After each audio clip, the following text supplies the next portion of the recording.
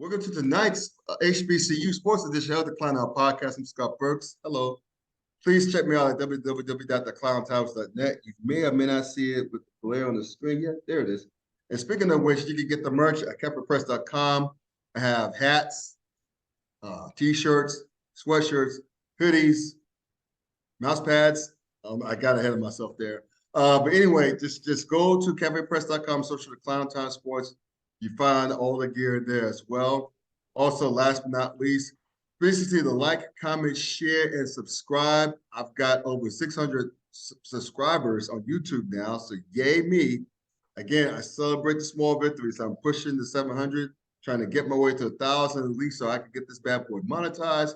But please see like, comment, share, subscribe. Even if you do not agree or like anything either of us have to say tonight, because when you interact, we'll interact back with you. At least I will. And so I know that Dwayne has stories about interacting with guys who disagree with him in the past. But in any event, right, wrong, and different, like, dislike, whatever, you interact with me on YouTube. We have a good time because you'll be glad you did, and I'll be glad you did. All right, speaking of my guests, speaking of HBCU sports, you know who this brother is. From the yard/HBCU sports about basketball, all things HBCU Sports. This was Sleazy Riddle every Tuesday night on Facebook Live and YouTube.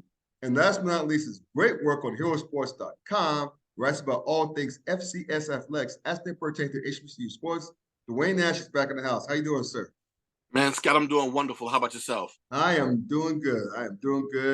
And I know we have a lot to talk about because we just had the HBCU Combine/Legacy Bowl like this past weekend. I want to get your thoughts on that, as well as some HBCU college basketball. It's tournament time, at least with the Division II tournament is about to get started. The SWAC and the MEAC, we talked about them last week, about to get started later this week. But we're going to start off first with the HBCU Combine/Legacy Bowl. There are a lot of players who participated, like such as Tyler Perry from Arkansas Pine Bluff, Isaiah Cox from Alabama A&M, Brooks Parker for Delaware State, Tyler King for Edward Waters, so on and so forth. The Legacy Bowl again was a hit. And before I get to any further details, especially a good shout out that we both would appreciate, what were your thoughts on what took place this past weekend with the HBCU Combine/Legacy Bowl over the weekend? Well, let me correct you real quick. The HBCU Legacy Bowl and Combine was last weekend.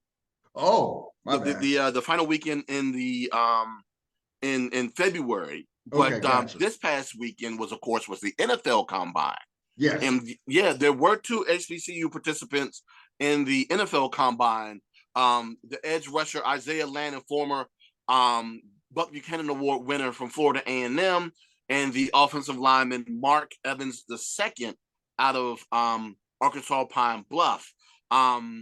Both of them had pretty good, more outstanding for Isaiah, more so than Mark. But since we're talking about the the HBCU Legacy Bowl, which did air on the NFL Network.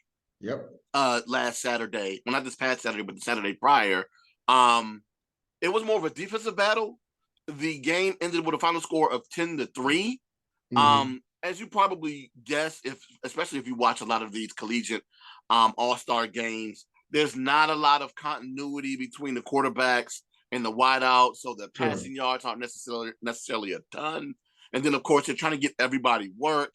So again, you don't get that continuity between QB and wideout. Same thing with the running backs; they don't necessarily get a ton of tackle, a ton of runs, a ton of carries, because of course they're trying to get everybody work.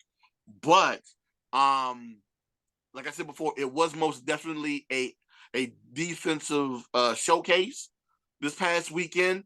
The defensive player of the game being Jason Dumas, the defensive end out of Southern. The transfer from Prairie View A&M came over. He had 3 sacks in the game and actually got a little bit of work at fullback as well. So there's some consideration. He's coming in at about maybe 5'10", 5'11", 280 pounds. So he's big enough to play a little DN, I don't know. There may be a little bit of question about his speed, but I mean, he's putting up numbers. He put up numbers in the SWAC. He put up numbers in the HBCU Legacy Bowl. He could potentially play D in the league, but they're looking at him as a potential fullback as well, and they like his quickness and with his ability to block as well, because he showcased that during the game too. He's most definitely getting a lot of consideration from that week. Also, the offensive player of the game, Florida A&M. Since A&T no longer faces the Rattlers anymore in conference play, but when they did, I got tired of seeing this dude on the field. Xavier Smith, my God, this dude not only balled out during his time in Tallahassee, where he had 2,000-yard seasons with two different quarterbacks at that. He showed out at the HBCU Legacy Bowl and at their combine, most definitely getting shouted out by former NFL great Steve Smith that talked about him as a potential guy to watch coming up, especially as a small college guy coming up in this potential draft process. But yeah, he was the one that scored the only touchdown in the game. And he ran an extremely impressive 40 time. So I know that there are a lot of scouts and GMs that most definitely paid attention to Xavier Smith. If they wasn't looking then, they most definitely are looking at film of him now. And then, of course, other guys that stood out during the HBCU Legacy Bowl, Jermaine McDaniel that played at A&T, he got a sack during the game. DeJon Warren, the cornerback out of Jackson State, most definitely played well and had a decent combine. He ran, what was that, a 4.36 40? That was his unofficial time for the 40. Andrew Farmer, the edge rusher out of Lane College, the Division II program in the SIAC. Joshua Pryor, another defensive end out of Bowie State, who played well in that game too. He also got a sack along with Farmer. He wasn't that productive this past season, but that didn't stop him from not being productive during the HBCU Legacy Bowl and having scouts looking at him. But he had a monstrous 2019 year because, of course, 2020 was the year that D2 football was shut down. But he had a mean 2019 year when that Bowie State team made that impressive run in the Division II playoffs. Other guys that stood out in other All-Star games, Dallas Daniels and Jadakiss Bonds, both wide receivers. They both played in the East-West Shrine Bowl. Time out for a second. Did you say the young man's name was Jadakiss, as in the rapper Jadakiss? With one S, yes. That's something. But go ahead. I just thought I heard that. Yeah. But yes, I mean Jadakiss had an impressive career at Hampton as a wide out there. And Dallas Daniels this past season, everybody on Jackson State was outstanding for this past season, with the exception of the Celebration Bowl. But I digress. You can't let it go. I mean, Central most definitely won't let it go. So they'll most definitely remind me if I don't let it go. So I'm sorry. SWAC it is what it is. I got to deal with who I got to deal with. But Daniels and Bonds, they actually had pretty good games as wideouts in the East-West Shrine Bowl. Remember what I said earlier about quarterback receiver continuity? Yep. Didn't stop them from tying with another wideout on their team. I think they were on the East team for total receptions in the game, which was 2. And they ended up finishing second and third, respectively, in terms of receiving yards on their team as well within the East-West Prime game. So those are all guys who showed out during these all-star games and these showcase games, during this bowl season, I guess you can call it, or all-star game season. So these are all guys who I know most definitely have been getting looks by NFL scouts. But if it's not just NFL scouts, they also got looks by USFL scouts as well, because there were 12 players drafted from HBCUs in this past USFL rookie draft that took place last Cool. week. That's interesting. Led by Jackson State, which actually had 2 DBs taken in the draft. And just about every guy, with the exception of 2, and it's kind of, you can kind of guess who those other 2 guys were. Well, I'll go ahead and tell you.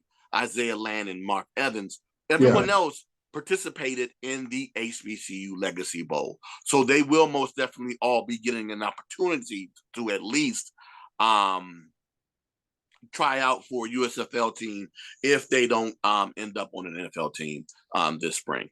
That's dope, man. So speaking of NFL draft, objectively speaking, putting our HBCU hats aside, how many players, give a ballpark view, how many players, based upon what you've seen throughout the year, including the Legacy Bowl and everything, how many players, HBCU players, we expect to be drafted? One would expect to be drafted. Again, objectively speaking, in this year's draft. Objectively speaking, yeah. If I'm going for the ceiling is 2. I'm being very realistic. And it did not help for some of the comments from USFL officials when they talked about their rookie draft class as well.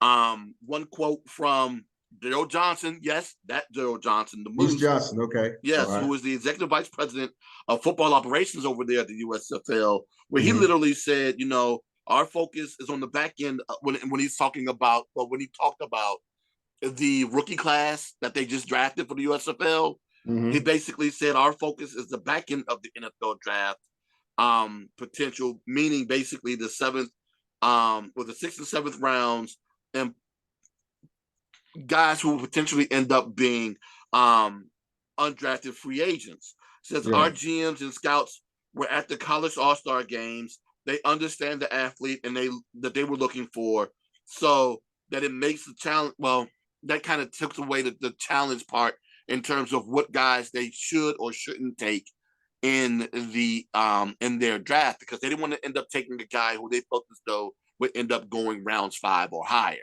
Sure. Because they didn't want to mess up their chances of making it to the NFL. That was followed up by Jim Pop, who is the director of player administration at the USFL, where he basically said, we've done our homework, so the majority of the players we drafted probably won't be drafted in the NFL.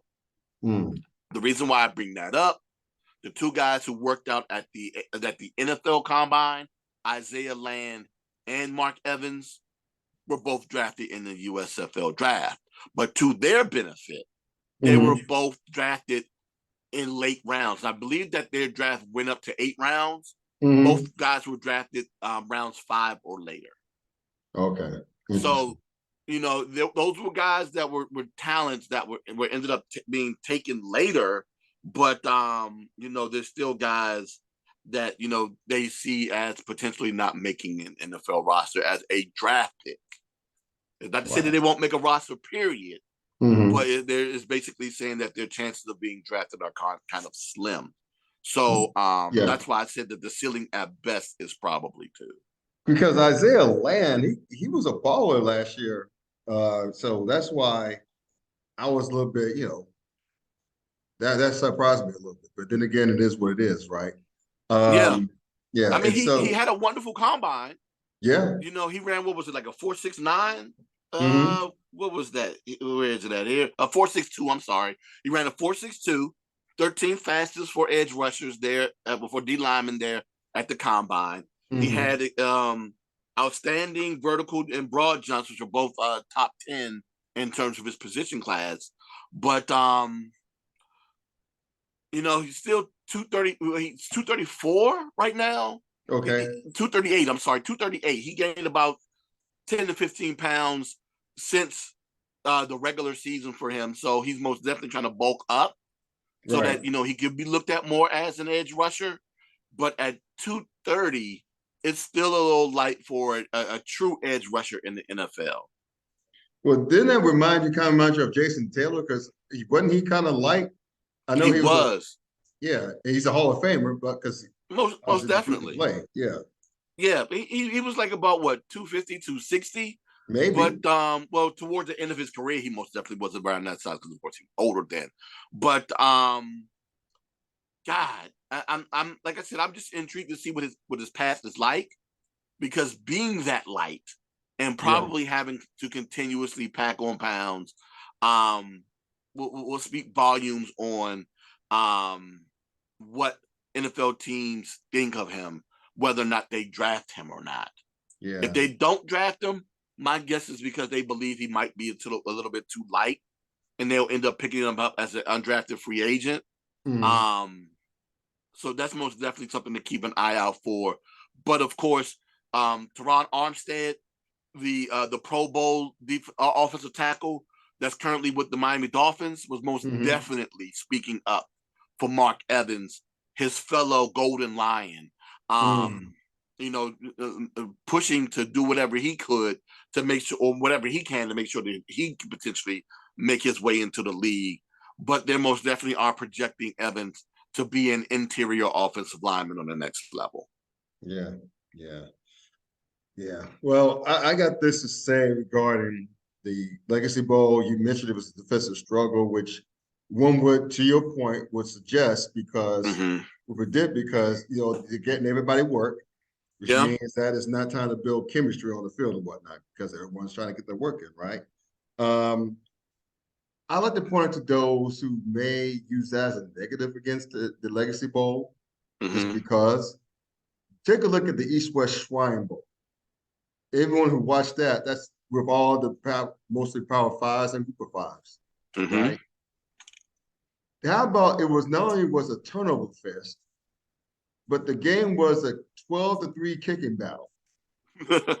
Okay, so just because, just in case those who want to claim to, I'm not sorry, the clown the Legacy Bowl for the lack of offensive production may contribute to HBCU talent. Look at the Shrine Bowl. Because it's like everyone gets work. Everyone gets work, to your point. Trying to rotate guys in and out so they could get noticed by scouts, right?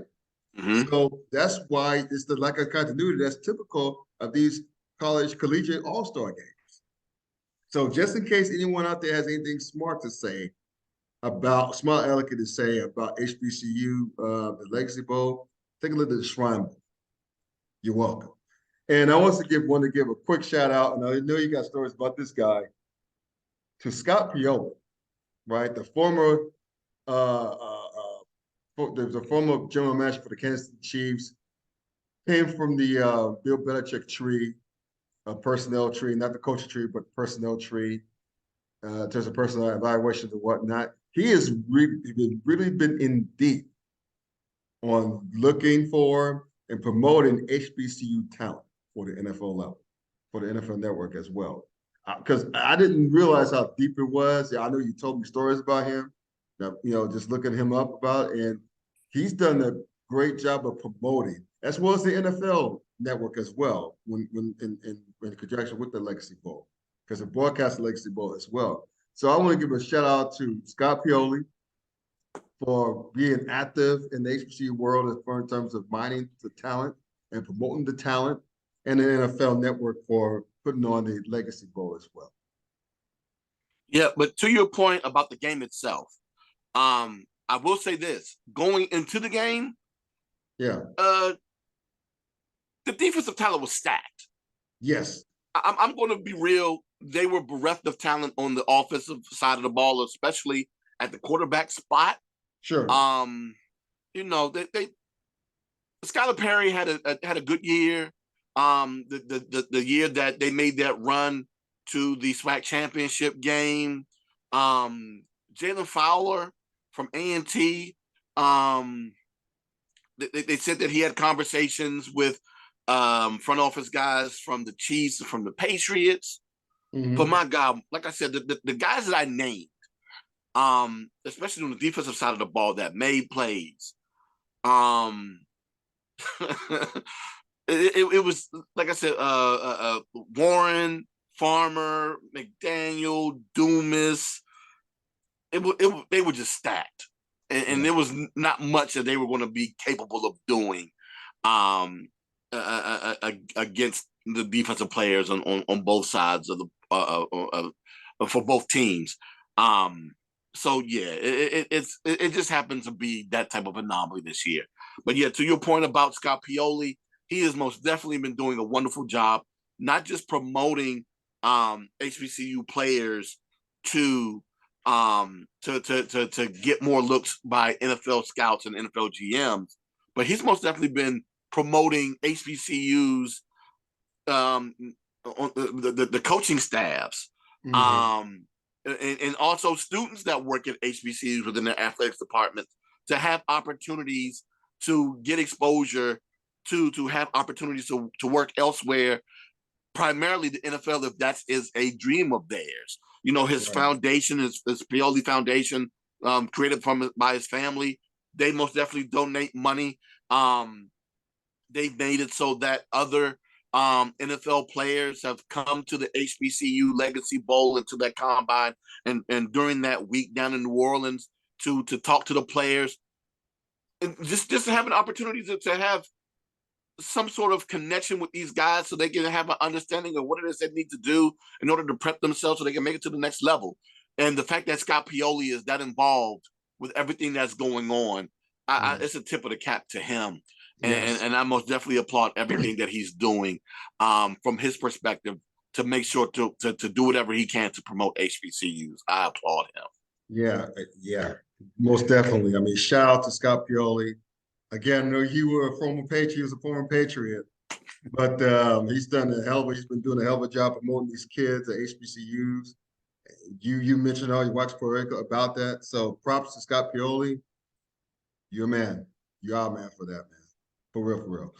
All right, on that note, let's just get to our sponsor right quick. My sponsor for the show, BetUs.com. Give a shout out to them for promoting the show, as always, doing great things, all the things, and promoting the show. So listen up, sports bettors. Your favorite sports book, BetUs.com, is back for the 28th year of NFL action. The industry's biggest sign-up bonus up to 200%. BetUs offers their members the opportunity to cash in on all your favorite sports, including NFL, UFC, and MLB. So if you're looking for live in-game betting, incredible odds of daily odds boosters, props, and parlays, got them. How about fast payouts and exceptional one-on-one customer service? They got that too. So log into bet2yes.com or call 1-800-792-3887. That's 800-79-BET-US. You can use the promo code TKT for the Klown Times as well. BetUS.com, where the game begins. All right. We talked about the SIAC men's and women's tournament last week, and that was before it actually took place. So of course it's over by now. It happened over the weekend. And first of all, I'm gonna start with the women, ladies first. So congrats to the Tuskegee women of winning the conference tournament 72-65 over Miles, the Arch Roberts Miles. They were by far the two best squads in the SIAC this year. And a quick shout out to Coach Trelane Powell for winning as well. They were interviewing her afterwards on ESPN on ESPN networks. And by the way, Tuskegee finished 26-3, if I'm not mistaken. Mm-hmm. That is pretty impressive. 21-0, finished 21-0 in conference play. That is, wow, that's badass right there. So not that Miles didn't put up a good fight. Miles finished the season decently as well, but gotta give up to Tuskegee. They were the best team in the SIAC all season long on the women's side. So what are your takeaways from what Tuskegee did on the women's side? Tuskegee most definitely had a impressive year this year under Coach Powell. And the thing is, as impressive as it was, my guess is that the committee for the Division II tournament did not look they weren't too impressed by what they did based upon the seeding that they received. So we'll talk about that in a little bit. Wow. But, I applaud them on the year that they had. Most definitely an outstanding year. But my God, when you look at the seeding that they received and who they had to face, I'm trying to figure out if I am more upset by the seeding that they received, or if Tampa should be. Well, I'm sorry, I kind of spilled beans a little bit. Or if the team that they're going to face in the first round in the women's Division II tournament should be upset based upon who they're going to have to face later on this week. That's insane, dude. That is wow. We'll get to that in a moment. I know we got a lot of things to say about that, but still, props to Coach Powell. Almost He had a definitely. hell of a season. They earned. I mean, it's just outstanding, freaking standing. So shout out to them, and also on the men's side, shout out to Miles. They couldn't get it on the women's side, but they got it on the men's side, beating Benedict College 60-46. The first season 23-6. Tuskegee was supposed to be one of the big dogs in the SIAC on the men's side as well, but obviously they didn't get there. So what were your impressions on what happened transpire on the men's side? Well, I mean, those three teams, Miles, Benedict, and Tuskegee, were relatively good throughout the entire year. Right. And I knew whoever was going to have to face each other in that 2-3, it was going to be tough for one of those guys. It ended up being Tuskegee, and, they got knocked out. So, I'm not going to call it disappointing. It sure. Just the way that the matchup fell was tough for them in that period. But yeah, interesting. Yeah, because I noticed that it was kind of upset city for Benedict to get there based on the seeding alone, right? Because Morehouse was the top seed out of the East, so for them not to get there, this is pretty chaotic. But you mentioned it already. You teased it already. So let's talk about it. The Division II NCAA basketball tournament. Let's start with the women. You have gripes about Tuskegee seeding. I have a feeling I'm going to have a big gripe as well. But so please tell us about the HBCUs that made it and the seedings and your thoughts on those. Okay. I mean, I don't have a full gripe. And the reason why I don't have a full gripe is because I wasn't examining the Division II play with a microscope this entire season. But I also understand that just because you have an outstanding record doesn't necessarily mean that they actually have criteria for making it into the Division II tournament. And if I'm going to go ahead and say they followed it. And if for those who don't know what the criteria is, it's basically the Division II in region winning percentage, and the four regions of which that HBCUs compete in are the Atlantic, where the CIAA is, right? The MEC, where UDC plays. I'm sorry, not UDC, but who's in the MEC?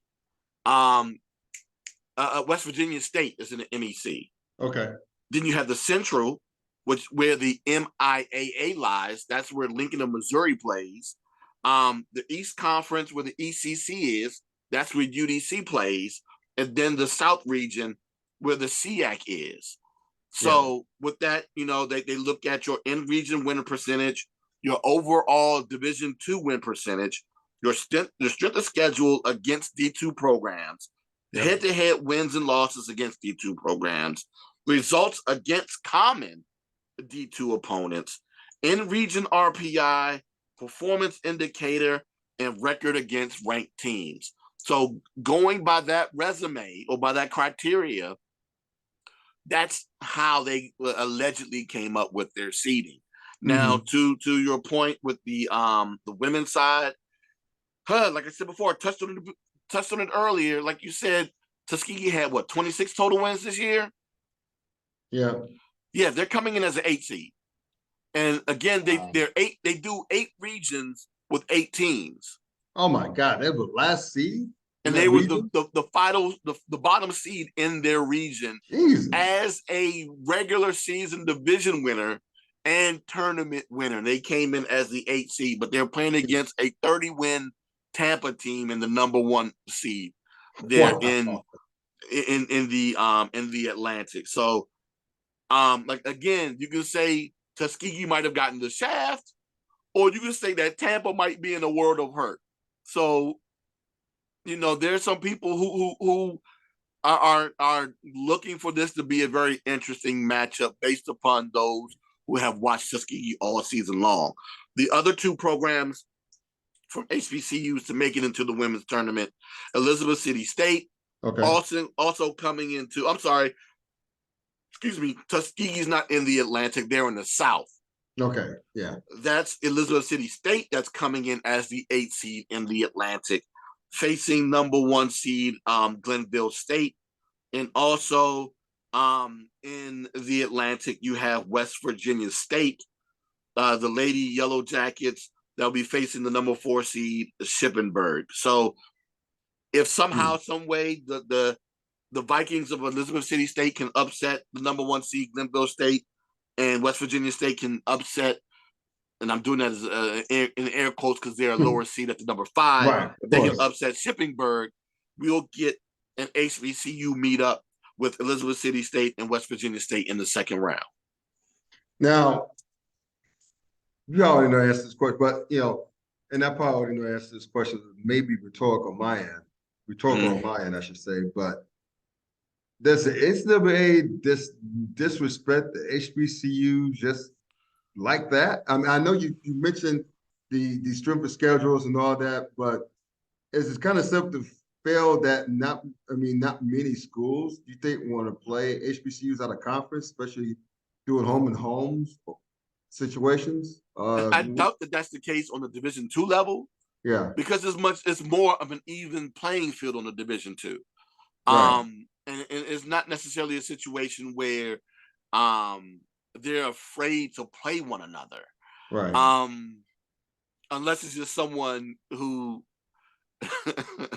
who they think would be a surprise and they don't want to go ahead and take that L to. But again, that's pulling at potentials there. But I doubt very seriously it's like the Division I situation where a power team doesn't want to play against a mid-major because they're afraid of what could potentially happen.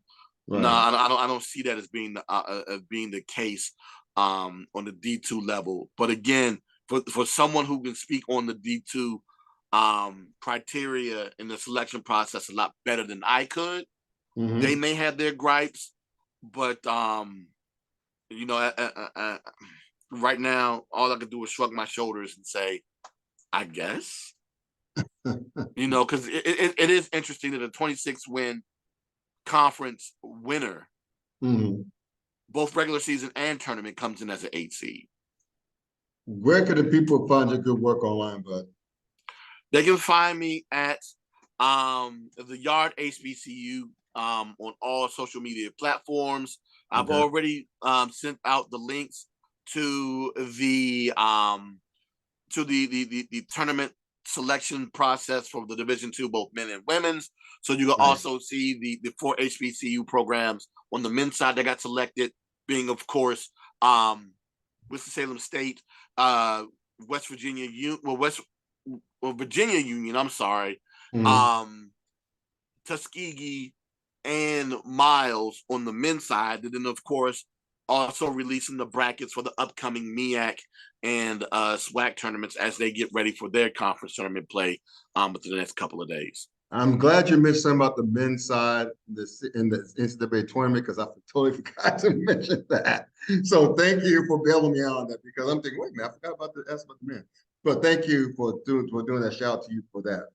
And so please, y'all, continue to follow this brother and this great work, man. You see it on the bat chart, yardhbcu.com. And of course, you can check him out on Sleazy Radio every Tuesday on Facebook Live and YouTube, right? Herosports.com. He does his thing on there. And so you already mentioned where you can find him on Twitter. He's a great follow, trust me. If you want to know anything about HBCUs, it belongs to him and a few others, like our guys Jamie and Mo Carter. And there are plenty of others out there who do the work too. But please follow this brother in this great work. Until next time, also follow your boy too on YouTube. By the way, if you don't like anything we have to say, like it or not, just comment anywhere. Holla at us. I'm my guest here. Bring the good things, bring the good work. Out of it, you can be glad you did. I'll be glad you did. www.theclowntimes.net. That's Clown spelled with K. Speaking of which, get the merch at CampionPress.com. Search for the Clown Time Sports.